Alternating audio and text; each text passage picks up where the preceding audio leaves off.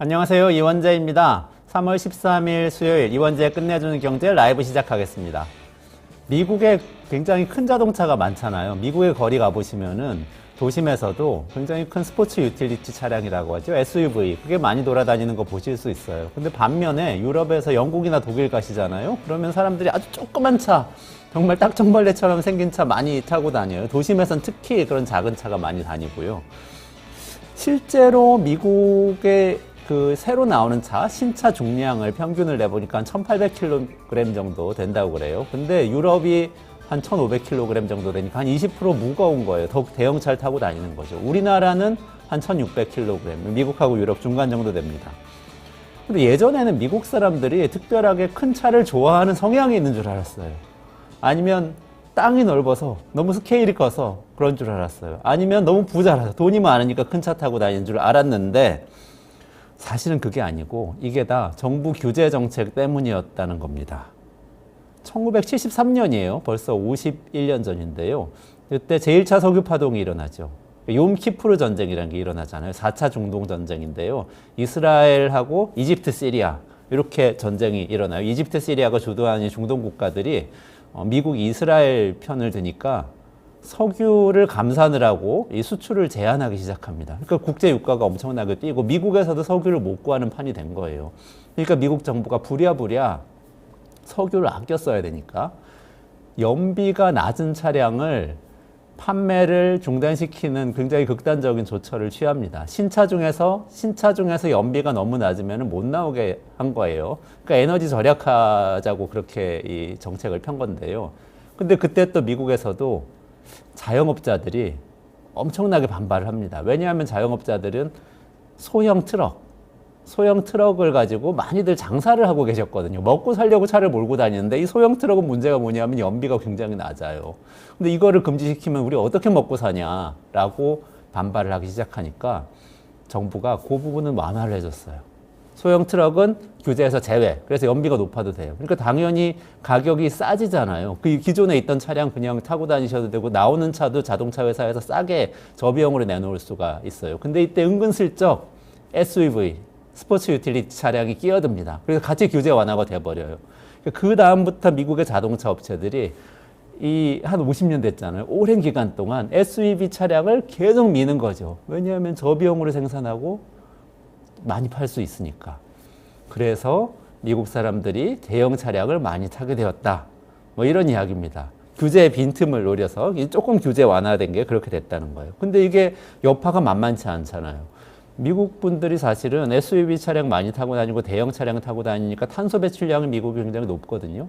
그러다 보니까 미국 국민들이 기후위기에 대해서 전 세계에서 또 거부감이 굉장히 높은 축에 듭니다. 기후위기 대응에 대해서.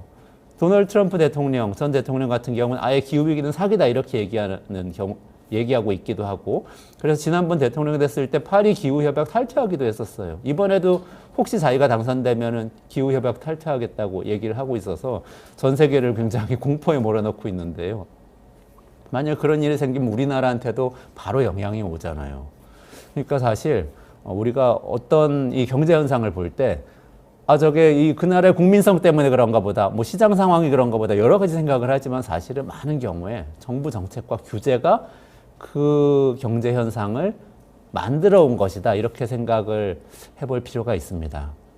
그래서 사실 우리가 정책과 정치에도 깊은 관심을 기울여야 경제도 더 잘 이해할 수 있는 이유가 여기에 있습니다.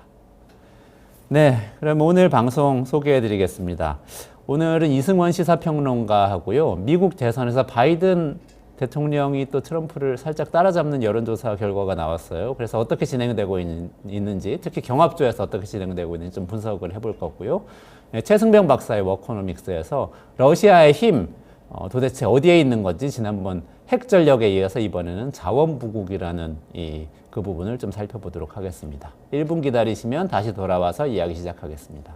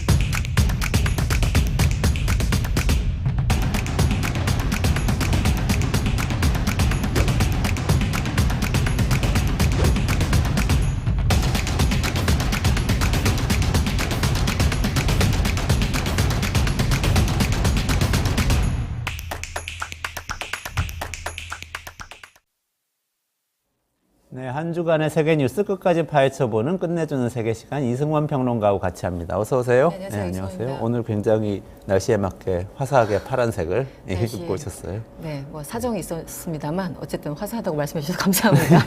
네. 오늘은 바이든 대통령 국정연설부터 여쭤보고 싶어요. 스테이트 네. 오브 더 유니언인데 요거 굉장히 반응이 뜨거웠다고 제가 기사에서 봤는데 어떻게 돼? 네, 어떤 1시간 넘는 국정연설이었는데요. 지난 7일이었습니까? 국정연설은 어쨌든 1년에 한 번 대통령이 작정하고 그 사회의 어떤 의제 혹은 본인의 의제에 대해서 강력하게 얘기를 하는 거라서 일종의 교과서 총론 뭐 이런 개념인 거죠. 그래서 국정연설을 했는데 국내적으로는 아무래도 이제 대선이 있기 때문에 뭐 여성, 뭐 낙태 문제, 그리고 이민자 문제, 그리고 뭐 경제 문제, 이 국내적인 얘기를 했고 국외, 해외 문제는 이제 뭐 예상하듯이 이스라엘과 하마스, 그리고 중국과는 어떻게 할 것인가, 그리고 우크라이나 전쟁에 대해서도 언급이 있었기 때문에 아마 여러분들이 예상하시는 그 주요 의제는 다 나왔다고 보시면 될 것 같습니다. 네. 이게 스테이트 오브 더 유니언 이렇게 불리는 거죠. 네네. 그 의회에 가서 연설을 그렇죠. 하는 장면이던데. 네네. 그러면 그래서 의원들에게 설명하는 그런 의미인가요? 어쨌든 의원들은 국민들을 대표하는 하나하나 기관이기 때문에 의원들을 상대로 국민들에게 얘기를 하는 거죠. 네.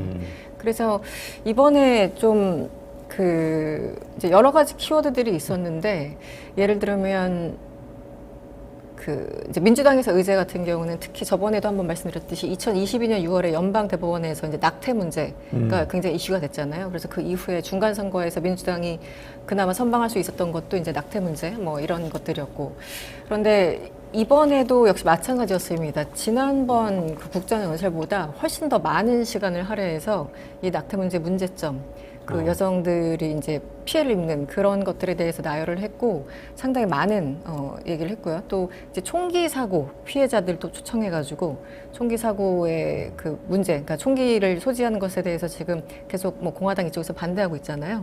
총기 그 불법 소지 문제에 대해서 계속 이제 민주당과 공화당이 쟁점화하고 있고 사망자는 늘어나지만 의회에서 전혀 해결하지 못한 상황이기 때문에 여기에 대해서도 다시 한번 이제 어필하기 위해서 상당한 시간을 할애했습니다. 네. 낙태, 총기 문제, 또 아까 이민자 문제도 있었다고 네네. 말씀하셨는데 네. 그 문제도 조금 명확하게 입장을 얘기했는. 그러니까 낙태는 분명히 낙태와 관련 낙태를 조금 더 자유롭게 할 수 있게 하자는 입장을 내놨을 것 그렇죠. 같고. 여성들의 기본권이죠. 그래서 이번에 사실은 이제 화면을 보면 국정연설 때 보면은 대통령만 비추는 게 아니라 거기에 대해서 반응하고 리액션 주는 앞에 이제 의원들 그리고 초청 외빈이 항상 중요하잖아요. 우리도 어느 자리 가면 대통령 옆자리에 누구를 앉혔다, 그리고 가장 먼저 누가 손잡게 나왔다, 이런 것들이 다 의전 하나하나가 메시지일 텐데 정치적으로. 특히 국정연설에서 초청 외변이 상당히 중요합니다. 그래서 딱 단적으로 알 수 있는 게 민주당에서는 뭐 유전질환이나 뭐 성폭행 피해자들 이런 경우 당연히 낙태를 해야 되는데 성폭행을 당한 상황에서 임신을 하더라도 그것을 못하게 하는 경우 이건 완전히 피해자일 수밖에 없잖아요. 근데 이런 피해자들을 실제 초청을 했어요. 그리고 총기 이제 사고로 인해서 이제 피해를 본 사람들 초청했고, 반대로 공화당 쪽에서는 이제 불법, 그러니까 이민자 앞에 불법을 붙이냐 안 붙이냐도 약간 뉘앙스의 차이인 건데, 이제 공화당 특히 대표적으로 트럼프 같은 경우 항상 불법 이민이라고 얘기를 하죠. 그래서 그 사람들이 뭐 범죄를 일으키고 마약을 들여오고 여성들을 뭐 못 살게 굴고 이런 이제 그 얘기를 늘 하지 않습니까? 그래서 서로 초청 외빈도 달랐었고 서로 방점을 찍는 이로도 다른데, 어쨌든 이번에 바이든의 초점은 예상대로 그 앞에 말씀드린 그 의제에 상당한 시간을 이제 할애했습니다. 네. 지금 미국 그 대법원 판결이 낙태에 대해서 아까 말씀하신 그런 극단적인 경우에도 못하게 돼 있는 못하게 주가 있죠. 하는. 이게 주마다 다른데 기본적으로 낙태를 굉장히 어렵게 해서 여성들의 어떤 자기 몸, 자기 결정권에 대해서 굉장히 제한을 뒀어요. 근데 거기에 대해서는 문제가 있는데, 그래서 주마다 이 또 법이 굉장히 뭐 몇 주냐, 어느 상태에서 허용하냐, 이게 굉장히 다르기 때문에 혼란스럽기도 하고 오히려 이제 음성화돼서 더 문제를 일으키기도 하고 여성 건강에 네, 뭐 비용 문제도 있고 여러 가지 문제가 있습니다. 네. 어떤 분들은 임신 중단이라고 용어를 써야 된다고도 하던데 뭐 임신 공식적으로 중단이라면 낙태라고 지금 쓰고 있는 거죠? 거기서는 뭐 어버션이라는 단어를 쓰고 있죠. 네. 우리나라에서 낙태라고 네, 쓰고 우리나라에서 있는 낙태라고 것이고. 하고요. 네. 아까 그 이스라엘 하마스 전쟁에 대해서도 좀 입장이 있었다고 말씀하셨는데 네. 그건 어떤 내용인가요? 똑같습니다. 바이든이 항상 그거잖아. 이제 지금 사망하고 있는 대다수는 여성과 어린이지 하마스가 아니기 때문에 무고한 시민들의 어떤 지금 피해를 당장이라도 지금 멈춰야 된다고 얘기를 하고 있고 최소 6주 동안 이 즉각적인 휴전을 위해서 뭐 쉼없이 노력해 왔다라고 얘기를 하고 있어요. 그런데 사실은 뭐 이번 달 초에 뭐 3월 4일쯤 돼서 잠정적으로 휴전이 뭐 가능하겠다 뭐 등등 얘기가 있었는데 그 이후에 계속 그 이제 하마스를 공격한다는 이유로 이제 남단까지 쭉 내려가가지고 민간인들을 계속 희생시키고 있잖아요. 그래서 이스라엘 네타냐후는 이 전쟁을 지금 멈출 생각이 전혀 없는 거고 바이든은 뒤에서 잡고 있지만 전혀 먹히질 않는 거고 그래서 그 두 나라의 어떤 균열 상태를 이제 보여준 그런 상황이었고 그래서 이번에 국정연설에서도 바이든은 다시 한번 이스라엘을 향해서 이 전쟁을 중단해야 된다라고 얘기를 할 수밖에 없었습니다. 네네. 그리고 이게 뭐 진짜인지 아닌지 모르겠지만 이런 사고 가끔 일어나죠. 이 마이크가 켜진지 모르고 이제 뭐 쏙닥쏙닥 하는 게 마이크에 흘러 들어가가지고 이번에도 그런 일이 있었다고 하는데 이제 바이든 대통령이 사실은 이제 네타냐후에 대해서 이스라엘에 대해서 굉장히 비판적인 얘기를 했는데 마이크가 켜져 있었다고 해요. 아 그래요? 그래서 이제 얘기가 이제 흘러나왔고 거기에 대해서 네타냐후는 이제 다음 날 반박하는 그런 내용을 이제 기자들한테 얘기하고 뭐 이런 상황이었죠. 막말하고 그런 건 아니고 이제 좀 비판적인. 이제 바이든이 욕을 워딩. 잘하기로 유명하잖아요. 근데 무슨 F 월드가 나왔던 것 같지는 않고 굉장히 비난하는 그런 발언을 했던 것 같습니다. 네. 아 그렇군요. 일부러 그런 것 같은데 지난번에 왜 지난 시간에 우리 지난주에 아랍계 미국인들이 민주당 지지자였는데 마음이 돌아서고 있다고 말씀하셨잖아요. 그런 이유가 있는 거 아니에요? 뭐 그러니까 저도 그 마이크 켜진 거를 정말 몰랐을까? 약간 그런 생각을 항상 우리는 이제 음모론에 충실하다 보니까 그런데 모르겠습니다. 이런 사고는 종종 나고 이미 바이든은 이제 자기 속내를 국정연설뿐만 아니라 그 이전에 이제 기자회견이나 등등을 통해서 얘기했기 때문에 굳이 몰래 할 내용들은 아니었죠. 네네, 맥락은 기본적으로는 비슷했으니까. 똑같은 내용이다. 똑같은 스탠스다. 약간 표현의 차이가 있었을 뿐이겠죠. 네. 지난번에 저기 점잖은 노인이라고 검찰에서 특검에서 얘기하는 바람에 굉장히 바이든 나이 문제가 얘기가 됐었는데 이번에 연설하면서는 좀 그런 뭔가 나이 든 게 티날 정도의 실수를 한다거나 뭐 그런 부분은 없었나요? 이번에 그래서 사람들이 왜 이제 특히 정치적으로 반대하거나 별로 동의하지 않는 사람들은 상대방의 특히 약점을 어떻게든 찾아내려고 노력을 하잖아요. 이제 지금 상황에서 바이든은 뭐 여러 가지 있을 수 있겠지만 이제 나이를 가장 공략하고 있는 것이고 이게 또 저는 생각해 보면은 나이 외에는 특별히 흠잡을 게 없다는 얘기인가? 뭐 약간 이런 생각도 들고 뭐 그렇습니다. 왜냐면 경제 지표는 굉장히 좋은 상황임에도 불구하고 바이든이 그 수혜를 잊지 못하고 있죠. 근데 어쨌든 보수층에서 이런 반응이 나왔다고 해요. 바이든을 향해서 과다하게 카페인을 섭취한 화난 노인처럼 들렸다. 그래요? 네. 카페인을 너무 많이 마셔가지고 너무 에너제틱한 상황이 됐다는 거예요. 그거는 조롱이죠. 칭찬인 듯하기도 한데. 그러니까 이제 칭찬을 하기에는 반대파 입장에선 그러니까 카페인 과다 아니니 이렇게 얘기를 한 거죠. 이거 또 한 조롱인 거죠. 네. 그래서 그 이제 폭스의 간판 앵커 한 사람이 바이든이 보통 이제 슬리피조, 뭐 졸린조 이게 이제 트럼프가 자주 썼던 표현이거든요. 근데 예전에는 슬리피조였는데 이번엔 잭업, 그러니까 각성제 같은 거, 카페인 같은 걸 때문에 흥분해서 뭔가 사람은 굉장히 열정적이 되는 그런 상황이 아닌가. 그래서 이제 그 조 바이든에 대한 수식어를 좀 바꿔야 되지 않을까라고 약간 조롱조롱 얘기를 했고요. 그럼에도 불구하고 평소에는 문장 2개를 간신히 있던 이 노인이 이번에는 굉장히 열성적으로, 그러니까 말 잘했다는 뜻이죠. 네.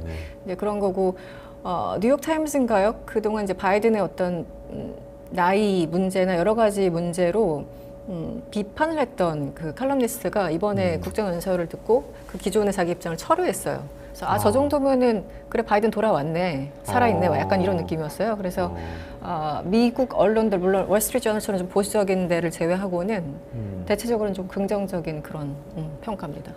그러면 아까 내용도 어쨌든 그 여러 가지 주요한 이슈에 대해서 입장을 분명하게 밝혔고 그리고 태도도 그렇게 그래도 뭐 카페인에 취했다고는 하지만 어쨌든 뭐 에너지가 있었다는 거니까 태도도 그렇게 열정적이었다면 성공한 거네요? 그렇죠. 성공한 국정연설이죠. 네, 비교적. 그래서 그 지표가 돈이에요. 어떻게 연결되죠? 돈하고? 이 국정연설하고 그날 그 이후로 24시간 만에 $1,000만 달러가 모였습니다. 하루 사이에. 아, 기부금, 기부금. 후원금, 정치 후원금이죠? 네네네. 네네네. 그러니까 1,000만 달러면 얼마예요? 한 132억 원? 130. 네, 이제 환율에 따라 다르지만 130. 단위가 하루만. 다르네요. 우리나라 정치 후원금하고 하루에 뭐 여기는 130억? 상한제도 이 상한선도 없으니까 미국은 다 정말 돈 선 거잖아요. 네네네. 근데 트럼프가 많이 모였다고 해도 한참 못 미치거든요. 그런데 네. 어쨌든 이제 그 누적치를 봤을 때 그런데 어쨌든 하루 만에 국제연사 하루 만에 이제 132억이 몰려서 이번에 정말 제대로 좀 효과를 본 거 아닌가. 물론 이것이 대선 11월에 있을 대선의 표를 얼마나 연결되는지는 모르겠으나 기부금이라는 게 하나의 지표로서 작용을 하잖아요. 네네네. 네. 니키 헤일리 같은 경우도 드랍하기 전에 어쨌든 그 큰 손들이 지금 이제 더 이상 지원을 못하겠다 해서 이제 그것도 굉장히 영향이 컸을 텐데 돈이 없으면 선거를 못하는 거는 뭐 현실이니까. 그래서 연설로까지 뭔지 모르겠으나 국제연설 이후에 이제 이 기부금에 주목하는 언론들도 상당히 많았습니다. 네. 미국은 돈 많은 사람들이 민주당을 많이 지원하는 것 같아요. 그거 잘 모르겠어요. 왜냐면 이제 보통 공화당이 더 부자당 이미지가 있는데 사실은 알고 보면 민주당도 만만치 않잖아요. 그러니까 그렇죠. 이미지라는 게 항상 그런 건데. 그래서 이번에 총액을 한번 봐야 됩니다. 그런데 공식적으로 모인 이 기부금과 이 사람들이 그 뭐 이렇게 팩이라고 하는 그 정치활동 그 다른 쪽으로 모이는 돈들이 있기 때문에 총액 전체를 봐야 돼요. 네. 팩은 독립적으로 또 정치 운동을 하는 단체들이죠. 그쵸. 뭐 단체 일종의 위원회. 자기가 돈 모아서 그쵸. 무슨 폴리티컬 PAC인데 무슨 커미티 PAC. 어쨌든 네네. 정치 활동하는 위원회인데 네네. 여기서는 비영리 단체처럼 돈을 그냥 모아서 그 그렇죠. 돈으로 이 후보 지지하는 광고도 하고 그러는데 직접적인 뭐 캠프하고 연결돼 있지는 않고 그렇죠. 이런 곳이죠. 그래서 실제 그것까지 합하면 트럼프도 만만치 않을 것이다라고 하는데 그거는 이제 공식적으로 얼마나 모였는지 알기 위해서는 아마 대선까지 가봐야지 알 것 같습니다. 네네. 그럼 돈은 그런데 사람들이 이 연설을 많이 보기는 했어요? 그거 시청률 같은 거 나오지는 않아요? 이번에 역대 최대라고 하더라고요. 아, 그래요? 네네. 3천만 명 이상이 본 걸로 제가 기억을 하는데, 역대 최대였고, 그 전에, 그러니까 작년에 비해서도 거의 한 18% 상승했다고 하고요. 요즘은 또 TV로 안 보고 다 이렇게 스트리밍 뭐 유튜브나 이런 걸로 이렇게 보지 네. 않습니까? 그래서, 18%가 껑충 뛰었다고 나오고 있네요. 네. 그래서 3천만 명 이상이 받고 이 스트리밍까지 합하면 더 많죠. 그렇겠네요. 그래서 우리나라 인구가 5,100만이잖아요. 네네네. 그러니까 이제 그렇게 비교해서 생각을 해보시면 얼마나 많은 사람들이 이걸 받는지 대충 감이 잡히실 겁니다. 그러네요. 네. 미국 인구가 한 3억 되니까 3천만이면 10% 정도 네, 10% 시청률, 이상이, 시청률로 따져서 10% 이상 나온 거고, 네. 그리고 또 다른- 유튜브로 보고 뭐 이런 것까지 합치면 굉장히 훨씬 더 높겠는데요. 많겠죠. 네. 그 정도면 굉장히 높은 시청률인데 네. 대통령이 연설하는데 누가 그렇게 많이 봐요? 요새? 그러니까 저도 이 집계 좀 너무 심한 거 아니야? 약간 그런 생각이 들었는데 특히 젊은 세대들은 TV로 잘 안 보잖아요. 주로 다 이제 유튜브나 등등으로 보니까 실제 얼마나 받는지 궁금하더라고요. 네, 지금 잡힌 것만 3,200만 정도 됐으니까. 근데 이 정도면은 반 트럼프 열기가 대단한 것 같은데 바이든이 그렇게 재미없다고 다들 비판하고 늙었다고 비판하고 막 그러면서도 연설한다고 그러니까 다 몰려온 걸 보면 네. 열기는 뜨거운 것 같은 생각이 드는데 그게 그죠? 항상 일단 기본적으로 바이든에 대해서 관심이 있으니까 본 사람도 있겠지만 얼마나 못하나 보자 뭐 이런 심리로 앉아 있는 사람들도 있을 그래요? 테고 항상 뭐 그렇죠.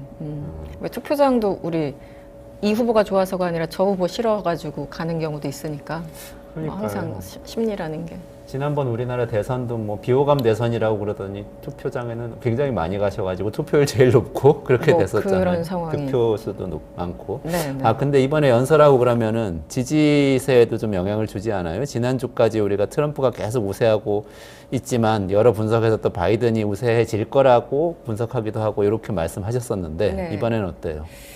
그 국정 연설은 7일, 현지 시간 7일이었기 때문에 지금 제가 인용하는 이 조사에서는 반영되지 못했어요. 왜냐면 이 그 미국 에머슨 대가 지난 5일부터 6일 양일간 했거든요. 그리고 네네. 그 다음날 국정 연설이었는데 어쨌든 이때부터 바이든 입장에서 좋은 신호가 왔습니다. 왜냐면 네네. 45%로 동률을 기록했거든요. 아, 그래서 트럼프랑 바이든이 45% 동률이었고 기존에 지난 한 1년간 평균을 냈을 때 그게 뭐 불과 오차범위 내일 수 있겠지만 트럼프가 조금씩 앞서가는 그런 여론조사가 대부분이었어요. 네. 그런데 바이든 입장에서는 상당히 좋고 그리고 아까 말씀드린 이제 기부금 그런 걸 봤을 때 분위기가 상당히 좋다라는 걸 암시하잖아요. 그래서 아마 그렇죠. 이 이후에 진행된 여론조사도 바이든 쪽에서 좀 탄력이 붙었다 이런 조사들이 좀 나오고 있는 것 같습니다. 기관마다 좀 다르긴 합니다만. 네. 미국 선거에서는 돈이 선행지표인 경우가 많더라고요. 그런 경우 많죠. 네네. 후원금이 먼저 모이고 그 다음에 지지율이 오르고. 네. 이번에 그 동률 나왔다는 그 조사는 에머슨대가 지난 5일부터 6일까지 유권자 1,350명을 상대로 여론조사했고요. 오차 범위는 플러스 마이너스 2.6%포인트입니다. 샘플이 그렇게 많지는 않아요. 않은데 네. 그거 다자조사인가요? 혹시 거기까지 나와 있나요? 그게 지금 트럼프랑 바이든이 했을 때 45% 동률이고 다른 후보들도 끼워 넣었는데 다른 후보들이 뭐 1%, 2% 그러니까 1%대이기 때문에 크게 영향은 없었습니다. 네. 그렇군요. 이 두 분이 지금 공식 대선 후보가 된 건가요? 사실상 대선 후보라고 지금 계속 생각하고 있긴 한데. 조금 전에 이제 트럼프도 그렇고 이미 바이든도 그렇고 대선 후보가 된 거죠. 왜냐면 대의원의 과반 이상을 이제 득했거든요. 그래서 네네네. 조지아주 이후에 여러 군데 저번에 슈퍼와이어도 있었고 그래서 여러 군데를 이제 경선을 마쳤고 이미 사실 우리 알고 있었잖아요. 네, 그런데 그렇죠. 어쨌든 수적으로 공식적으로는 트럼프와 바이든이 됐습니다. 후보가. 네. 그렇군요. 근데 전당대회는 이제 7월, 8월 이때 열리니까 이제 그때 공식적으로는 되는 거겠죠. 굉장히 김 빠진 몇 달이 될 것 같긴 하네요. 전당대회까지. 그렇죠. 전당대회는 어떻게 보면은 그 미국의 정치에서는 굉장히 중요한 행사인데 대선 후보 선출하는 전당대회. 그렇죠. 지금 양당 전부. 맞습니다. 그 지난주에 우리 동률이라고 하시니까 더 궁금해지네. 지난주에 스윙 스테이트 살펴봤잖아요. 미시간주 이야기 잠깐 했었는데 이번 주에는 또 조지아주를 두 후보가 다 갔다고 했는데 조지아도 스윙 스테이트죠? 접전지죠? 그렇죠. 네네네. 보통 이제 경합주 6개, 7개 얘기하는데 항상 들어가는 게 조지아주인데 사실 이게 헷갈리시면 안 되는 게 조지아가 원래 레드 스테이트, 그러니까 그 공화당 주였어요. 조지아는 항상 붉은색이었는데 바이든이 2020년 선거에서 그러니까 92년 이후 1992년 이후에 민주당 대통령에 더 많은 표가 간 게 첫 번째였던 거예요. 2020년이. 처음으로 이긴 거예요? 처음으로 이긴 거예요. 한 30년 만에 처음 이긴 거네? 그렇죠. 그전에는 무조건 다 그냥 빨간색이었다가 그전에도 당연히 이제 트럼프였죠. 그러다가 2020년에 바이든이었기 때문에 굉장히 좀 달라진 분위기가 있었죠. 그래서 어떤 그 인구 구조가 변한 것인가 아니면 표심이 변한 것인가 여러 가지 당시에 이제 미국 언론들의 분석이 있었는데요. 어쨌든 이번에도 그 경합주 6곳 안에 조지아는 들고요. 여기가 대선으로 그 대선 봤을 때 16석이 걸려 있어요. 그래서 펜실베니아가 19석, 여기 그 조지아가 16석, 저번에 말씀드린 그 미시건이 한 15석 이렇게 걸려 있거든요. 그게 선거인단 숫자? 네네, 선거인단 숫자. 선거인단이 간접 선거를 하니까. 그래서 16석이면은 크죠. 전체가 500 몇 개 되죠? 네, 270개 이상이 돼야지만 대통령이 당선이 돼요. 당선권이 270개. 그래서 16개가 조지아에 있고. 크다면 크고 작다면 작은데 왜냐하면 조지아가 아마 어디서 많이 들어봤다라는 게 우리나라 기업이 많이 간다라는 그 뉴스에서 많이 들으셨겠지만 그 전에 조지아 하면 트럼프를 떠올리시는 분들이 있을 거예요. 왜냐하면 트럼프가 그 전화해서 지난 2020년 대선 때 이거 선거 결과를 뒤집을 수 있게 표 좀 만들어와 해가지고 압력을 가했던 주가 바로 조지아거든요. 그 당시 대통령이 이제 전화해가지고 그래서 머그샷 찍고 이랬어요. 조지아 거기서 이제 형사 기소 당해가지고. 그래서 조지아 주지사한테 전화를 했었던 그때 건가요? 주지사인가요? 그때 하원 의원인가 하여튼 전화를 해서 그랬죠. 당시 거기 이제 국무장관, 주마다 여기 국무장관이 있지 않습니까? 그래서 국무장관에 전화를 걸어서 바이든을 이길 11,700표를 어디서든 마련해 와라 거의 이렇게 얘기를 한 거예요. 그래서 지난해 8월에 형사 기소가 됐고 그래서 당시에 자진 출두해서 머그샷 찍은 거 혹시 기억이 나십니까? 트럼프가 머그샷 찍어서 그것도 한참 화제였는데 저 그 사진 봤어요. 보시는 분들 많을 거예요. 이거는 완전히 삼천포로 빠지는 이야기이긴 하지만 그때 그 머그샷 찍고 트럼프 쪽에 또 기부금 엄청 들어왔어요. 탄압받고 있다. 24시간 만에. 그래서 이제 민주당에서 혹은 바이든이 트럼프를 정치적으로 탄압하고 있다. 그래서 머그샷까지 찍겠다. 이런 얘기가 있었는데 아무튼 다들 이제 보고 싶은 것만 보내는 거니까요. 그래서 조지아를 많이 들어보셨을 텐데 여긴 또 우리나라 기업인들이 많이 가 있는 곳으로도 유명하고 하죠. 그렇죠. 네. 그건 이제 경제 전문가가 설명을 해줘야 될 것 같은데. 아니, 우리나라 기업들 네. 많이 가입 주시네. 네, 10년 네. 동안 32조 원 우리 돈으로 그렇게 이미 투자를 했다고 그러고 기아 자동차 공장 거기 가 있고 SK, LG 배터리 공장 지금 네네. 짓겠다고 투자하겠다고 발표해놨고 현대차도 전기차 공장 거기다 짓겠다고 해놨고 거기가 뭐 파리바게뜨도 있고요. 파리바게뜨. 한인타운도 굉장히 크고 저 애틀란타에 갔었는데 애틀란타 근처에 가면 이제 한인타운 굉장히 큰 데가 있어요. 저는 못 그 가봐가지고. 거기는 한 카운티의 20%가 한국계예요, 인구가. 아, 그래요? 그러니까 거의 뭐 한인들이 장악하고 있는 그런 데 같아 보이기도 하고. 10년 동안 우리나라에서 32조 투자면 엄청나게 했네요. 네, 그렇죠. 32조. 엄청나게 투자해서 거기 가면은 한국 사람들 환영받습니다, 사실. 조지아주 한국 좋아하고. 그리고 제가 재밌게 봤던 게 아까 16명 선거인단이라고 하셨잖아요. 그럼 500 몇 명 중에서는 그 작아 보이는데 네네. 조지아주 땅이 우리나라보다 훨씬 커요. 한 조지아주가. 1.5배 정도, 네, 우리는 대한민국의 1.5배 정도 조지아주가 정도 되는데 인구는 한 1000만 정도 되고. 그러니까 또 엄청난 기업들이 가서 충분히 땅을 확보하고 공장을 짓고 있군요. 근데 네. 저는 이게 조지아에서 바이든이 이긴 게 이런 생각이 드네요. 얘기 듣다 보니까 우리나라 기업들이 조지아에 많이 투자한 게 지난 한 10년 정도인데 왜 네. 그랬냐면은 네. 지난 한 2000년대 이전까지만 해도 조지아가 어떻게 보면 조금 낙후된 동네 같은 느낌이 있었어요. 남부주고 또 옛날에는 뭐 노예 플랜테이션 면화 바람과 함께 사라지다. 네, 네. 그 조지아가 배경이잖아요. 그런 데라서 그랬는데 한 21세기 들어와서 여기가 벤처기업들 엄청나게 많이 들어가고 하이테크 지역으로 막 변하고 있거든요. 그러니까 젊은 사람 와가지고 바이든 찍은 거 아니에요? 네, 그런 그럴 생각이 수도 좀 있죠. 그리고 어쨌든 이게 항상 경제랑 같이 가는데 지금 문제가 우리나라 기업들도 마찬가지 아닙니까? 조지아에 지금 투자를 이미 하고 있거나 하기로 계획을 딱 세우고 있었는데 그게 사실 IRA 법안 때문에 여러 가지 보조금 등등 이슈가 있는 거잖아요. 그런데 IRA는 거의 뭐 사기라고 얘기하는 트럼프가 됐을 경우 IRA라는 법안 자체를 폐지하지 못하더라도 네. 보조금의 양을 축소한다던가 아니면 지원하는 절차를 복잡하게 해서 지연시킨다던가 여러 가지 기업들이 우려가 실제 있는 것 같아요. 그래서 그런 이유, 그런 동력 때문이라도 바이든을 더 찍지 않을까라는 생각도 들고, 네. 그래서 이번에 대선도 되게 중요합니다. 2020년에 바이든을 찍었던 그 레드 스테이시 네, 이번에는 누굴 선택할 것인가 굉장히 재밌는 곳이 이제 조지아죠. 네.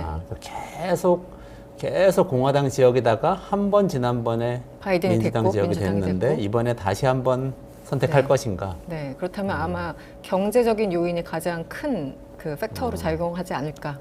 특히 이제 IRA 뭐 이런 거 관련해서 네네네. 그렇습니다. 두 명이 조지아 가서는 그러면 무슨 얘기를 했어요? 아, 조지아 그런 좋은 방식으로 질문이에요. 얘기를 그 했나요? 국정연설 끝나자마자 바이든도 조지아로 달려갔고요. 네. 뭐 슈퍼와일도 걸려 있었고 여러 가지 이유 때문에 둘 다 갔어요. 네네.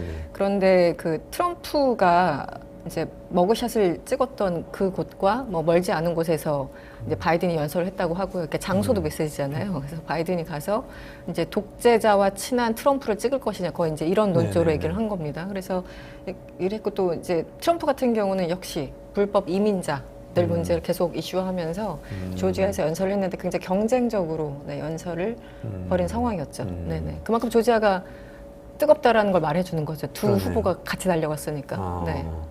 격전지라서 관심이 가는데 그 트럼프는 지금 IRA 혹시 당선되면 철폐하겠다고 얘기하죠? 뭐 말은 하는데 그게 상하원 우리 왜 법 개정하려고 해도 우리 그 국회 통과해야 되듯이 거기도 네네. 상하원 통과해야 되지 않습니까? 네네. 그래서 그건 현실적으로 굉장히 어려울 것이다라고 얘기를 하고 있고 그래서 이제 보조금을 축소하거나 지연시킬 수 있을 것이다. 왜 네네네. 우리가 법이 안 되면 시행령으로 어떻게 하듯이 그렇죠. 네네네. 거기도 뭐 워낙 그 행정 그 명령 같은 게 이제 대통령 권한이 강력하다 보니까 여러 가지 방법을 쓸 것이다라는 게 있고 실제 IRA가 워낙 바이든 표 법안의 어떤 상징이 됐기 때문에 네네. 트럼프는 어떤 식으로도 훼손하려고 노력을 할 겁니다. 네.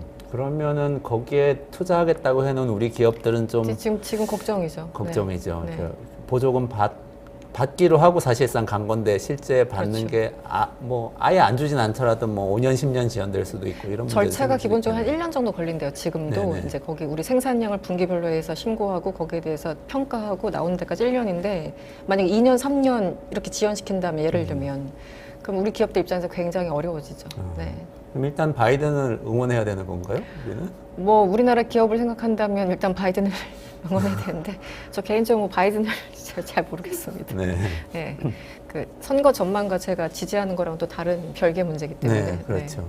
일단 오늘은 바이든이 따라잡고 있다. 국정연설도 굉장히 잘했다. 성공적이었다. 네, 성공적이었다. 여기까지 일단 정리하고 앞으로 어떻게 되는지 좀 계속 분석해 주시면 좋겠습니다. 네, 네.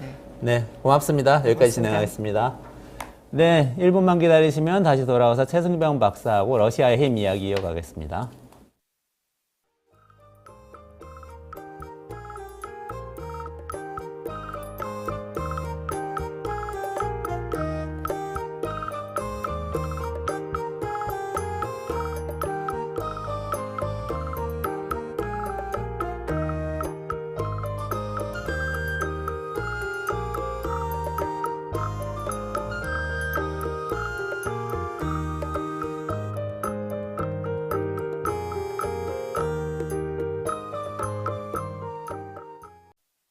매일 10시 1시간만 투자하면 내 계좌도 10배거.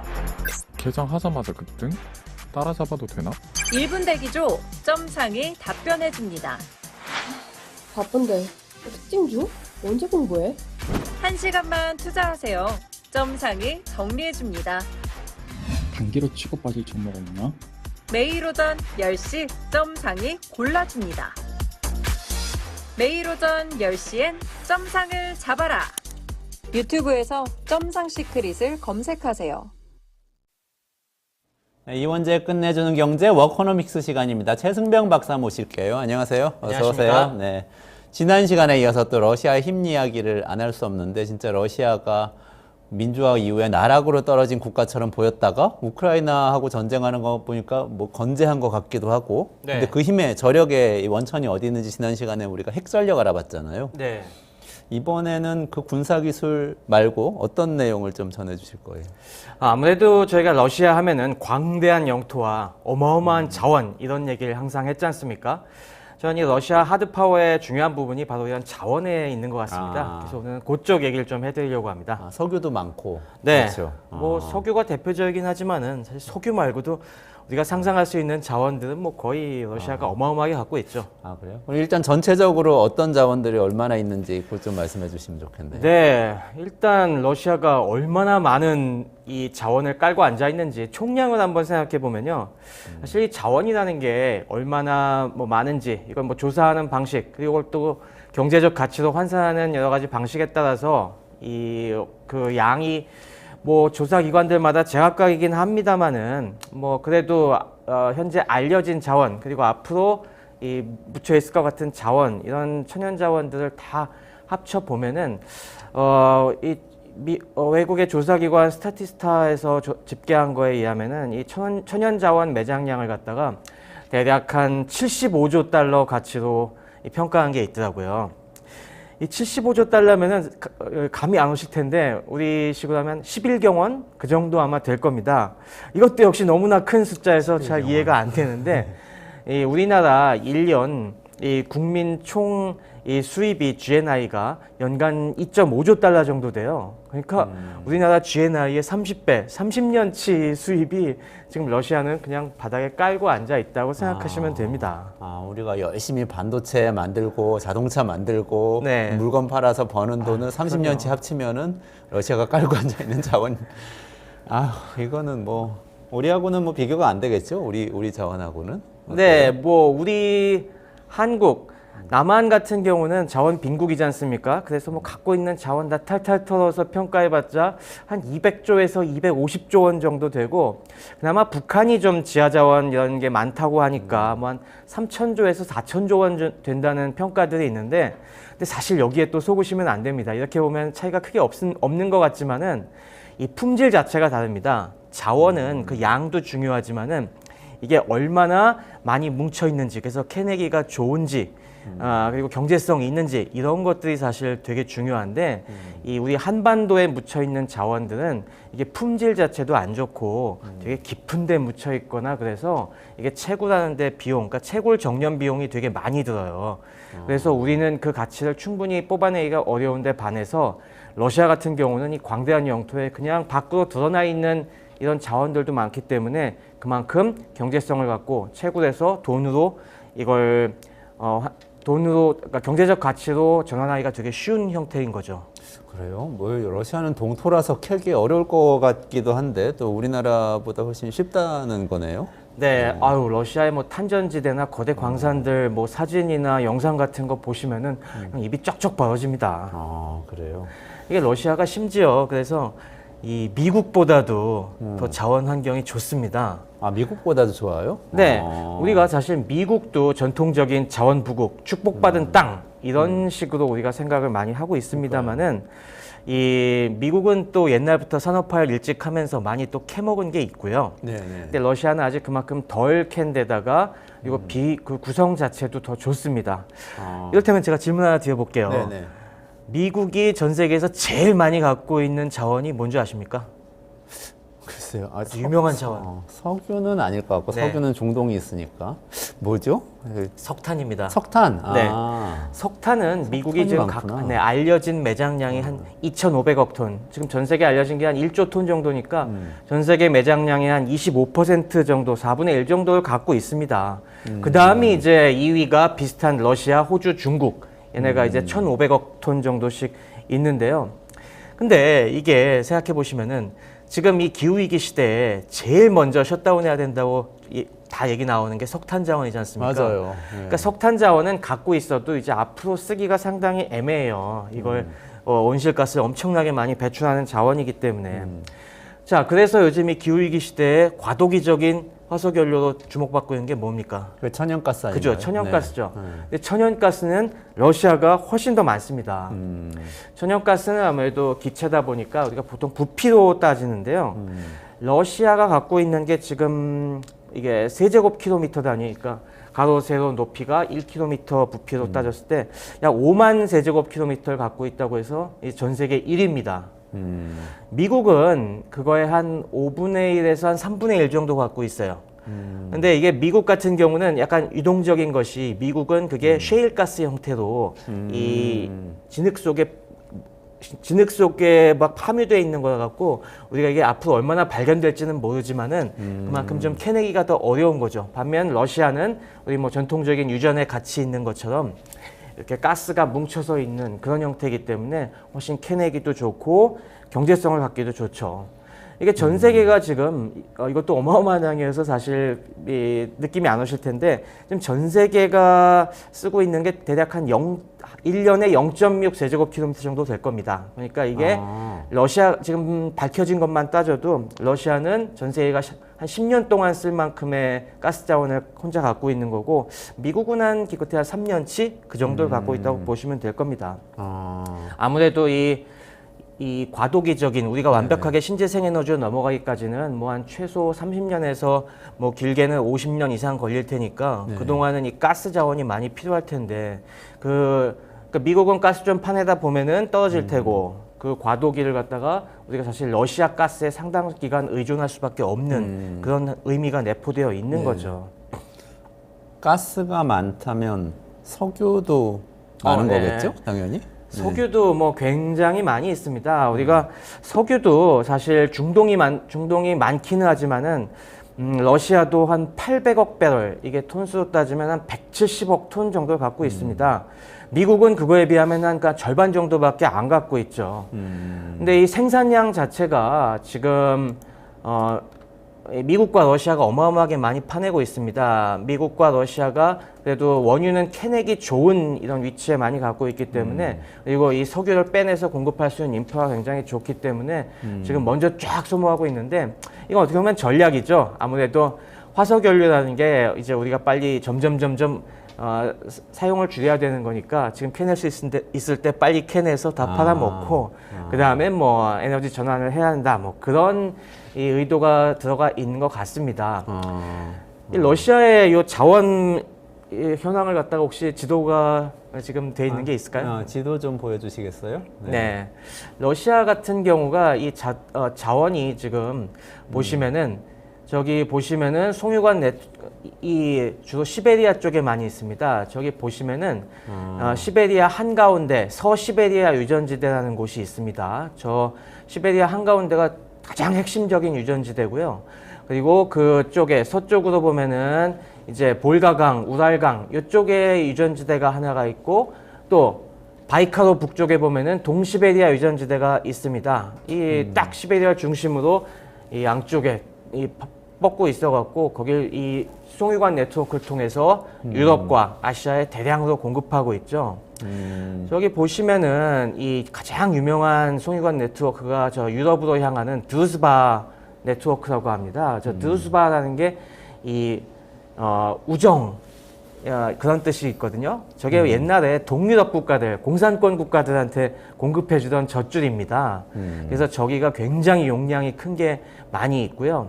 저것 때문에 사실 동유럽 국가들이 러시아와 척을 질 수가 없는 것이 동유럽 국가들은 내륙 국가에서 이 우리나라처럼 중동 원유를 탱커에 실어서 쉽게 공급받기가 어려워요. 근데 반면에 저 잘 만들어진 파이프라인을 통해서 러시아 자원은 굉장히 받기가 쉽기 때문에 저게 훨씬 경제성이 있습니다. 그래서 아직까지 화석연료에 어느 정도 의존할 수밖에 없는 상황에서는 저거 러시아의 저 목줄을 갖다가 쉽게 포기하기가 어려운 거죠.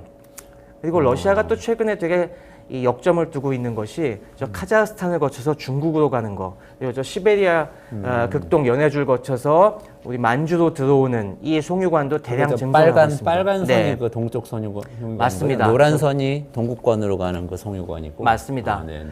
저 동시베리아 유전이 좀 나중에 개발이 돼갖고 저쪽 최근 들어서는 특히 최대 고객 이 중국에 원활하게 공급하기 위해서 저쪽 송유관 용량을 굉장히 확대하고 있습니다. 그래서 뭐 저런 면에서 중국과 밀착하고 있는 게 송유관만 봐도 알 수 있고요. 그 다음이 가스 네트워크는 또 재밌습니다. 우리가 사실 이번 우크라이나 전쟁 때 가장 서방을 또 괴롭혔던 게 저 가스 공급이지 않습니까? 네네네. 이 러시아와 독일이 야심차게 추진하던 노드스트롬 이 가스 파이프라인이 또 큰 이슈였고요. 지금은 닫혔지만은 가스 자원도 사실 되게 편중돼 있어요. 러시아에 저 가스가 굉장히 많이 묻혀 있는 데가 이게 골고루 퍼져 있는 게 아니라 저 북극 쪽에 면한 야말반도라는 곳에 어마어마한 게 있습니다. 저 야말반도에는 우리가 원래 뭐 석유 탐사하러 갔는데 석유보다는 저희가 가스가 무진장 묻혀 있다는 게 발견이 돼갖고, 근데 저희가 극지방이기 때문에 저기서는 파이프라인을 건설해야겠다. 그래서 유럽 자본을 끌어들여서 저 파이프라인을 야심차게 많이 건설했는데 이번 전쟁 때 많이 막히긴 했죠. 그래서 지금 또 러시아가 굉장히 또 역점을 두고 있는 것이 이 가스도 중국에게 공급해야겠다. 그래서 저기 지금 중간에 시베리아 남북으로 가로지르는 점선이 보이실 겁니다. 네네네. 저게 점선이 아직 안 만들어진 건데 저 지금 추진하고 있는 가스 파이프라인 이름이 파워 오브 러시아입니다. 파워 오브 시베리아입니다. 파워 오브 시베리아. 네. 시베리아의 힘. 네. 이름이 너무 노골적이죠. 저 웅장해요. 시베리아의 힘 첫 번째 단계가 저 바이칼을 통해서 저쪽 만주 북쪽으로 들어오는 거고, 지금은 아예 저 용량을 확장시킨 아예 야말반도 가스전까지 연결하는 그 시베리아의 힘 2 프로젝트가 지금 또 중국과 추진하려고 하고 있습니다. 그리고 또 중요한 가스 소스가 바로 유명한 사할린, 북사할린 쪽에 있기 때문에 또 그쪽으로 연결하려는 이런 프로젝트들이 지금 다양하게 진행이 되면서 이 러시아가 대륙의 세력들을 에너지로 결집하려는 이런 게 딱 저기서 보입니다. 그러네요. 이게 굉장히 중요한 지경학이네요. 그러니까 아까 그 지도를 보면은 네. 파란 선, 복잡하게 얽힌 파란 선이 이제 유럽하고 연결하는 그 라인 가스관인 거죠. 그렇죠. 원래는 이 유럽을 그런 에너지 네트워크로 이제 목줄을 주려고 했는데 이번 전쟁을 통해서 그거의 취약성이 많이 발견이 되니까 동유럽은 아직 그 영향권 안에 들어 있습니다. 하지만 서유럽이 거기서 좀 우리가 여기 너무 의존하다간 큰일 나겠다 싶어서 끊으니까 이제는 그 용량을 중국으로도 뻗고 있는 거죠, 지금. 그러니까 처음에 러시아 우크라이나 전쟁 터졌을 때 그 독일하고 네. 유럽 쪽에서 이거 가스관 막으면은 우리 어떻게 되냐 그러면서 부랴부랴 당황했던 게 저가스관 맞습니다. 이야기인 야말반도에서 이 발트해를 거쳐서 공급이 되는 노드스트롬 프로젝트가 굉장한 이 가스 공급원이었죠. 가스관하고 송유관이 어떻게 보면은 그냥 단순히 자원을 수출하는 통로가 아니고 자기들의 정치적 파워를 수출하는 네트워크를 그럼요. 형성하는 그런 힘을 네. 갖고 있네요. 진짜 뭐 혈관을 갖고 있어갖고 너네 이거 동맥 끊을 거야. 동맥 끊으면 죽을 위험이 크지 않습니까? 그래서 그런 식으로 위협하는 거죠. 거꾸로 또 상대편에서도 러시아의 위협을 받고 있는 부분도 있지만 또 러시아의 자원을 계속 사주는 역할을 또 하잖아요. 그렇죠. 그래서 경제적으로도 도움을 맞습니다. 효율적으로 받을 수 있고 한동안 우리나라에서도 북한하고 관계가 아주 좋을 때 지난 정부 때 몇 년 전에는 러시아 송유관을 저 연해주 거쳐가지고 북한 거쳐서 우리나라까지 가져오는 거를 얘기를 하는 분들이 있었어요. 맞습니다. 저 사할린 북쪽에 이 석유와 천연가스 라인이 어차피 중국으로 가는 게 이 연해주에 많이 만들어지고 있기 때문에 그걸 좀 하나 빼갖고 한국으로 들여오면 싸지 않겠냐 그런 얘기들이 있는데 역시 뭐 이번에 그 위험성은 계속 우리가 보고 있죠. 그렇죠. 예, 네. 지정학적인 의미가 정말 중요한 것 같습니다. 네. 그러면 이제 가스하고 석유는 엄청나고 그걸로 네트워크까지 만들고 있다는 거를 알게 됐어요, 우리가. 네. 근데 다른 자원들도 많이 있나요? 어때요? 다른 자원도 뭐 어마어마합니다. 일단 그 다음에 굉장히 많이 필요한 자원이 금속 자원이 철과 알루미늄이죠. 우리가 맨날 쓰는. 근데 이 철광 자원 매장량도 어마어마합니다. 250억 톤이어서 이게 세계 3위고요. 생산량은 연간 1억 톤에 달합니다. 이건 세계 5위 수준이죠. 저기 또 지도가 나오네요. 네, 러시아의 전 세계 철광은 1위가 호주, 2위가 브라질인데 이 러시아의 또 되게 강점은 뭐냐면은 이 철광 자원뿐만 이것만 많은 게 아니라 석탄 자원도 어마어마하게 많습니다. 자, 뭐 석탄 자원들도 저렇게 어마어마한 탄전지대들이 있기 때문에 소련 시대부터 저기 보시면은 뭐 이 시베리아의 쿠즈네츠크 베이신이라든가 저기 뭐 칸스크 이 분지라든가 이런데 진짜 어마어마한 석탄들이 매장이 돼 있고 저게 철광산지랑 가까워요. 그래서 옛날에 우리가 사회 지리 시간에 보면은 러시아는 이걸 묶어서 콤비나트라고 하는 대규모 중공업 단지를 만들었다는 거 혹시 기억하실지 모르겠습니다. 아무래도 이 제철이라는 게 철광석과 이 코크스 석탄을 집어넣어 갖고 거기서 용광로를 돌리는 거지 않습니까? 그러니까 이게 가까우니까 이걸 집적해서 쉽게 이런 중공업 단지를 만들 수가 있는 거죠. 네네. 그러니까 이 핵심 연료와 재료가 가까이 있으니까 경제성이 좋습니다. 그래서 러시아가 옛날부터 설비는 안 좋아도 이렇게 싸게 철강을 생산하는데 되게 유리했고요. 게다가 2000년대 들어서는 얘네들도 설비 고도화에 많이 투자해갖고 지금은 되게 얘네들이 경쟁력 있는 철강 산업을 갖고 있습니다. 미국은 그런 면에서 조금 이미 미국은 철광석을 많이 캐먹어갖고 미국은 석탄은 많지만 아직 철광이 좀 많이 부족해요. 이제 매장량이 한 30억 톤밖에 없습니다. 그래서 미국 제철 산업은 이미 몰락했죠. 미국 가보시면은 막 옛날 이 펜실베니아나 이런 데 큰 제철 공장들이 많이 몰락한 걸 보실 수가 있고요. 알루미늄들의 경쟁력이 높습니다. 사실 알루미늄은 이 복사이트라는 걸 갖고 알루미나를 거쳐서 이 알루미늄을 만드는데 여기에 이 전기로 이걸 전기 분해하는 과정이 들어가기 때문에 에너지 가격이 요 알루미늄 경쟁력에 큰 역할을 합니다. 근데 러시아는 이런 식으로 화석 연료가 풍부하기 때문에 얘네가 전략적으로 에너지를 싸게 공급해서 알루미늄 생산이 어마어마합니다. 그래서 중국이 물론 지금 압도적인 1위지만은 러시아도 역시 어마어마한 양이 생산이 되고 있습니다. 철광석과 알루미늄. 네. 저 금도 많다고 들었는데? 네. 그래? 귀금속도 네. 되게 많습니다. 네, 네. 우리가 귀금속의 대표적인 거 금이지 않습니까? 금도 이 전 세계적으로 봤을 때 중국, 호주, 러시아 이 세 나라가 탑3입니다. 생산량도 비슷해요. 한 연간 한 320에서 330톤 정도 됩니다. 미국은 그 한 절반 정도밖에 생산을 못하고 있습니다. 그리고 매장량도 앞으로 캐낼 것까지 따져봐도 이것도 뭐 집계한 데 따라 다르긴 하지만 전 세계 한 2위 정도 보는 게 제일 많고요. 보수적으로 봐도 5위 이내입니다. 그러니까 어마어마하죠. 7,000톤 정도 되고요. 그리고 러시아가 옛날엔 이런 거 팔아먹기 바빴는데 요즘은 이걸 갖다가 그냥 단순히 파는 게 아니라 러시아 중앙은행이 비축을 많이 했습니다. 그래서 사실 전 세계에 이 중앙은행들이 갖고 있는 이 금양을 보면은 어디가 제일 많을 것 같아요? 미국 아니겠어요? 당연히 미국이죠. 네. FRB가 옛날부터 많이 쌓았고 한 8,100톤인가 그 정도 갖고 있는데 그 다음이 2, 3, 4위가 어디냐면 유럽 국가들입니다. 네. 독일, 이탈리아, 프랑스가 한 네. 2,400톤, 2,500톤 그 정도예요. 근데 러시아가 5위입니다 지금. 5위예요? 러시아가 한 2,350톤으로 그렇게 많이 차이가 나지 않은 그 정도로 많이 있습니다. 사실 우리나라는 경제가 발전했다지만 한국은행 갖고 있는 금이 한 100톤? 그 정도밖에 안 되거든요. 네. 그거에 비해서 러시아는 금도 우리 중앙은행에 비해서 뭐 20몇 배씩 더 갖고 있는. 그래요? 그러니까 그만큼 경제 제재를 하더라도 이 경제적으로 흔들리지 않는 앵커들이 이제 있는 겁니다. 거기는 캐 가지고 그냥 비축하고 있는 거예요? 우리는 사 가지고 비축할 것 같은데. 네, 우리는 그래야 되는데 그전에 그냥 팔기만 했는데 요즘은 나오는 거 꽤 많이 사들이고 있습니다. 그러니까 이게 어떻게 보면은 미국이나 영국이나 뭐 이런 나라들이야 예전에 근본위제 골드 스탠다드 시절부터 금을 가지고 경제를 운영하던 그런 시절에 강대국이었기 때문에 가지고 있으면서 계속 이어오는 거잖아요. 근데 우리나라 같은 경우에는 뭐 그런 게 최근에 없었죠. 그런 게 전혀 없이 최근에 그냥 매집해서 금을 갖고 있는 그런 셈인 것 같고. 근데 러시아도 사실 사회주의 국가였기 때문에 그 금을 국가가 가지고 있어야 될 이유는 없었는데. 뭐 어느 정도는 지금. 있었는데 그래도 최근에 많이 보유량을 늘렸습니다. 아무래도 엄청나게 경제 늘렸다. 제재를 계속 당하다 보니까 우리가 이 귀금속들을 좀 갖고 있어야겠다. 그래서 많이 쌓아놨죠. 그렇군요.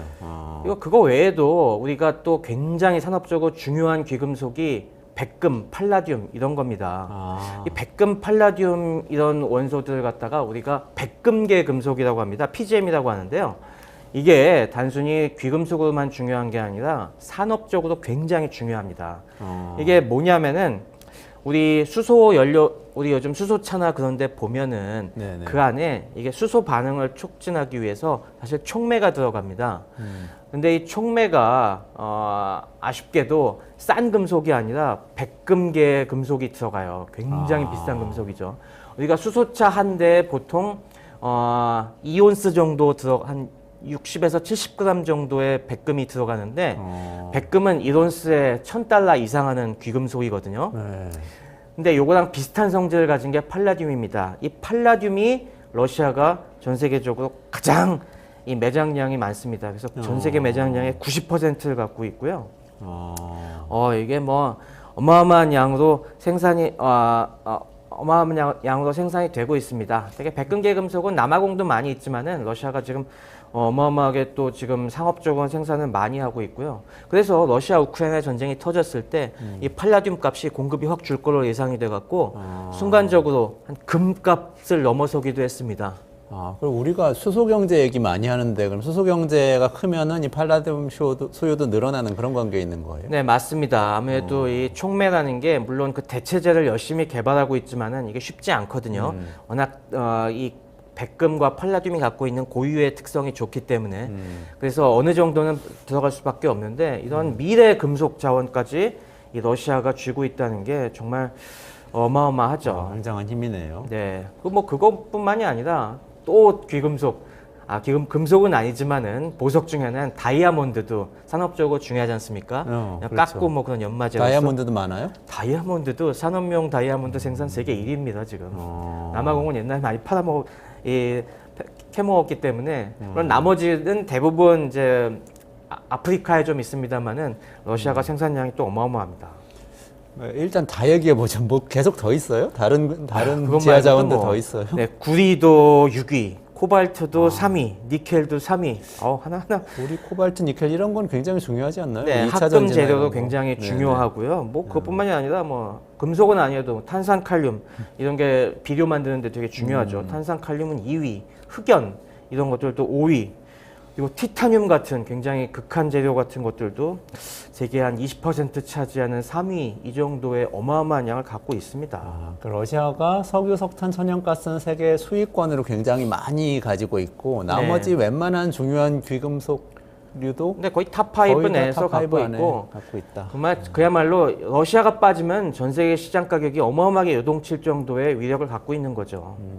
이것 중에서 아까 제가 좀 궁금해졌던 게 근데 지금 네. 재생에너지로 어쨌든 에너지원이 바뀌어가는 추세지 않습니까? 네. 태양광이나 풍력으로 쭉 바뀌게 되면 이 중에서 상당 부분은 불필요해지지 않아요? 약간 좌초자산 얘기들 좀 많이 하고 그러는데. 근데 이게 저는 쉽게 그렇게 가지는 않을 것 같습니다. 여기서 지금 핵심이 뭐냐면은 러시아가 자기의 국익을 위해서 러시아는 그 전환을 갖다가 속도를 갖다가 늦췄다 빠르게 했다는 이 속도 조절을 할 수 있는 플레이어거든요.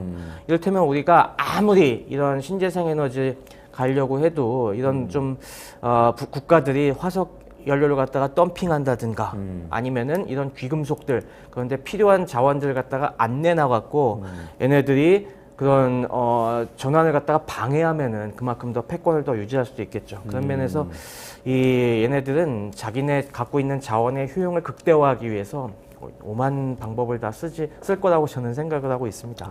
그러니까 이게 국제 기후 위기 논의할 때 은근슬쩍 러시아가 자꾸 산유국 편을 드는 게 아마도 이런 배경이 있지 않나 이런 말씀 들으니까 그런 생각이 좀 드네요. 그런 것도 있습니다. 거기에 또 네, 그런 것들이 앞으로 참 복잡한 문제입니다. 그러네요.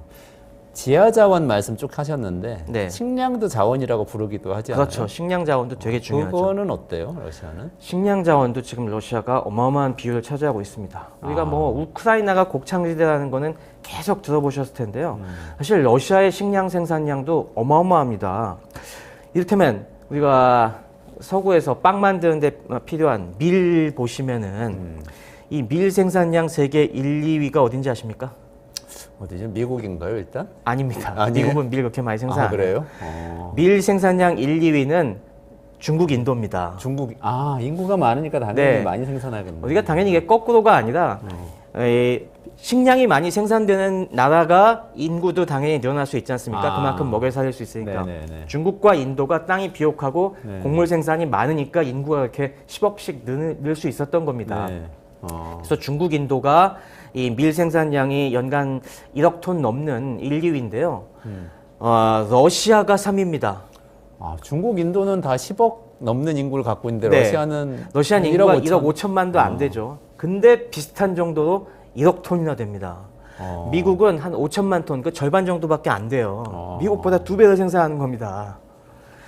그래요? 네, 근데 이게 놀라시는 부분도 있을지 모르겠는데 물론 미국이 그렇다고 미국도 한 3억 5천만 되죠, 지금. 네, 그죠. 근데 미국은 사실 밀 생산에 집중할 필요가 없는 것이 미국은 뭐 빵만 먹고 사는 나라가 아니지 않습니까? 미국은 고기를 먹고 사는 나라이기 때문에 미국은 사실 압도적으로 많이 생산하는 게 옥수수와 콩입니다.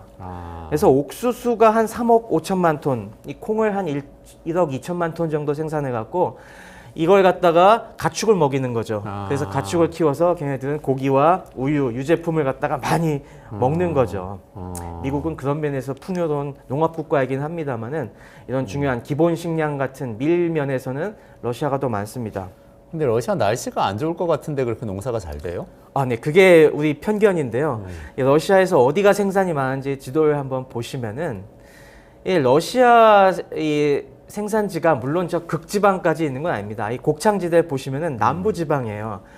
남부지방이 또 저희가 어디입니까? 바로 우크라이나와 인접한. 그러네요. 네, 저쪽 아조프에서 저 볼가강 하류라든가 저 흑해와 요 사이 지역, 이쪽 지역이 러시아에도 따뜻한 지역들이 있는데 그쪽이 저 곡창지대입니다.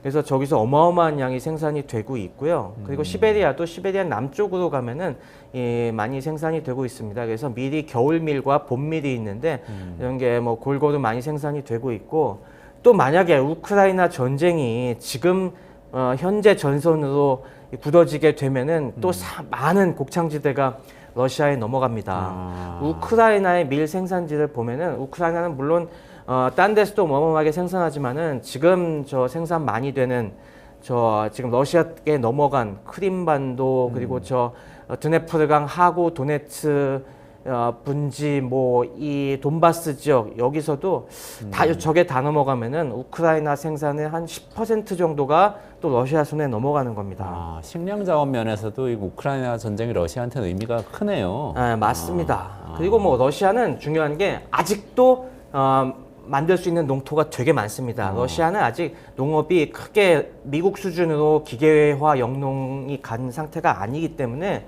지금도 저런 농토 개간하고 조직적인 과학적인 기계화 영농을 많이 도입하면은 훨씬 더 많이 늘어날 수 있을 거라고 보고 있고요. 또 중요한 게 뭐냐면은 기후 변화가 지금 진행이 되고 있지 않습니까? 네네네. 그럼 지구가 점점 따뜻해지면서 앞으로 러시아의 저 추운 지방이 더 농토로 바뀔 가능성이 높아지고 있다는 거죠. 그래서 러시아는 기후 위기를 갖다가 크게 이렇게 너무 걱정하지 않는 게 우리한테는 더 좋은 일이다 이게. 우리 농토 많아지고 시베리아도 개발하기 좋아진다. 그런 사실 속셈도 있습니다. 오히려 더 좋아질 수도 있다. 네. 참 근데 러시아 소고기는 못 들어본 것 같아요. 우리 미국 소고기, 캐나다 소고기, 호주 소고기 다 들어봤는데. 네, 러시아가 저게 축산 낙농업이 좀 덜 발달돼 있습니다. 아무래도 그쪽을 이제까지는 먹고 살기 바빠갖고 사실 러시아가 이렇게 농업대국으로 발전하기 시작한 게 최근 한 20년, 30년 그 얘기예요. 그 전에 소련 시대에는 아무래도 이 소유 문제가 이 공산주의 국가에서 농토라는 거는 되게 집단 농장화돼 있어갖고 생산성이 낮았는데 최근에 들어와서야 저런 대규모 기업농들이 육성이 되기 시작해갖고 이제 막 저런 쪽에 붐업이 되고 있습니다. 근데 저것도 러시아도 미국처럼 옥수수, 콩 이런 거 많이 키워서 축산업을 발전시키기 시작하면은 이 나중에는 우리가 러시아 소고기 먹고 그런 시기가 올 수도 있죠. 기후가 바뀌면 또 오히려 그런 날이 올 수도 있겠네요. 맞습니다. 뭐 이게 그래서 지금 이 변화가 러시아 입장에서는 러시아의 이 자원의 힘이 결코 약해지는 쪽만 있는 게 아닙니다. 우리가 보통 화석연료 많은 국가니까 앞으로 러시아가 이 자원, 이 기후위기 시대엔 불리할 거야라고만 생각하는데 그렇지 않습니다. 러시아의 광대한 저런 지하 자원은 여전히 이 우리가 에너지 전환 시대에도 중요한 것들이 많고요. 식량은 앞으로 더더욱 늘어날 포텐셜이 크고요. 그리고 시베리아의 광대한 임업 자원들 같은 거, 그리고 또 아직 거기 미개척된 그런 미개발된 그런 자원들까지 생각하면은 러시아는 오히려 뭐 미국 같은 전통적인 자원 강국보다도 어떻게 보면 더 밝은 미래를 갖고 있다. 이런 속셈이 가능합니다. 하기는 재생에너지도 태양광이 중심인데 독일 같은 데 태양광 굉장히 많이 되잖아요. 근데 독일하고 위도가 비슷한 러시아 땅을 생각을 해보면은 네. 혹시 거기도 앞으로는 태양광도 될 수도 있지 않을까? 일조량이 어떤지 좀 체크는 해봐야 되겠지만. 그건 좀 체크를 해봐야겠습니다만은 뭐 하여튼 다양한 형태로 러시아의 가능성이 있고 또 이게 지금 아프리카 같은데 계속 기후위기가 진행이 되면서 네네. 이 저위도 지역의 식량 위기가 예견돼 있지 않습니까? 네네. 인구는 많고 식량은 점점 생산이 어려워지는 그럴 때 이 러시아가 광대한 식량 자원을 무기로 해서 이 지금도 아프리카 외교가 굉장히 심한데 그런 쪽이 점점 목줄을 조이면은 저는 앞으로 러시아를 고립시킨다 하는 이 정책이 쉽게 가진 못할 것 같아요. 저런 식으로 에너지를 매개로 러시아와 중국이라는 대륙 국가가 뭉치고 또 식량을 매개로 해서 여러 우리가 전통적인 아프리카 같은 저개발 국가들의 목줄을 쥐면은 이 러시아 중국 블록 권위주의 블록이 그렇게 우리가 만만한 곳이 아니라는 걸 여기서도 다시 한번 느끼실 수 있었을 겁니다. 그러네요. 그 전략가들 중에서는 왜 재생에너지를 빠르게 발전시켜가지고 러시아의 이 석탄이나 석유 같은 그런 화석연료 자원을 무력화시키자 이렇게 얘기하는 분들도 있다고 그러던데. 맞습니다. 지금 사실 미국과 유럽의 이 에너지 전환이라는 것이 우리가 꼭 지구를 살려야 한다 이런 중요한 대의도 있지만은 그 이면에는 또 이게 우리가 신재생 에너지로 빨리 가면은 이렇게 전통적인 자원에 의존하는 이런 골치 아픈 국가들을 더 쉽게 제어할 수 있을 것이다. 그 순환기에서 벗어날 수 있을 것이다. 라는 이런 전략이 사실 들어가 있는 거거든요. 그런데 지금 아까도 말씀드렸다시피 러시아나 중국 같은 나라들은 이걸 자꾸 거부하고 이걸 회방 노력하고 있습니다. 그리고 저는 그게 그것 때문에 만만치 않을 것 같아요. 얘네들이 그런 자원만 있는 게 아니라 아까 같은 중요한 전략 자원들도 같이 쥐고 있기 때문에 얘네들은 그리고 아쉬울 게 없습니다. 당장 지구가 망가진다고 자기들이 피해를 좀 늦게 볼 것이기 때문에 그런 면에서 굉장히 이기적으로 행동할 거라고 저는 생각을 하고요. 그런 면에서 이 미국과 유럽의 이 그런 견제 전략이 순탄하게 가기 어렵다고 저는 생각을 합니다. 그런 블록의 형성이 진짜로 된다고 하면 지하자원, 뭐 식량자원 이렇게 중심으로 해서 된다고 하면 우리나라도 고민 많이 해봐야 되겠네요. 이거 무조건 배제하고 갈 수도 없을 수도 있고. 근데 저는 이게 한국은 우린 괜찮아요. 우린 그나마 그래도 이 서방 블록에 자원이 없는 거 아니고 우리는 네네. 그래도 바다를 통해서 수입할 수 있는 길들이 있기 때문에 우리는 거기서 영향을 좀 덜 받을 수가 있는데 우리 지정학적으로 그런데 이게 고민이 되는 국가들이 중간에 꽤 있다는 거죠. 네네. 아프리카처럼 그런 러시아 식량 없이는 버티기 참 어려운 국가들 또 아까 동유럽처럼 이 러시아의 싼 에너지원이 바로 옆에 있는데 이거 하면 좀 우리 너무 비싸지는데 그렇게 좀 고민되는 국가들이 굉장히 많이 있고 네네. 그런 약한 고리를 갖다가 앞으로 이런 블록에서 더더욱 공략을 많이 할 겁니다. 그렇군요. 오늘 여기까지 좀 진행을 해봐야 될 것 같은데요. 네. 오늘 최승병 박사님하고 러시아의 하드 파워 중에 중요한 한 축인 지하자원, 식량자원 맞습니다. 이 부분 짚어봤는데 지난 시간에 우리 군사력을 짚어봤으니까 러시아 하드 파워를 이렇게 하나씩 좀 파헤쳐보는 시간이었고 오늘도 정말 많이 배웠습니다. 네. 앞으로 아직도 러시아 하드파워 하나 정도는 더 할 수 있을 것 같습니다. 뭐 러시아의 뭐 군사력도 핵무력 말고도 그밖에 재래식 전력들도 있고요. 뭐 그밖에 이 다른 여러 산업 기술이나 그런 측면에서도 저희가 살펴볼 부분들이 있으니까 뭐 다음 시간에 그런 쪽을 한 번 더 짚어보도록 하겠습니다. 그러시죠. 그러면 다음 주에 다시 모시도록 하겠습니다. 오늘 네. 여기까지 진행하겠습니다. 네, 최 박사님 감사합니다. 수고하셨습니다. 감사합니다. 네, 이원재 끝내주는 경제 매일 점심시간 평일 낮 12시 반에 라이브 진행합니다. 내일도 12시 30분에 다시 찾아뵙겠습니다. 고맙습니다.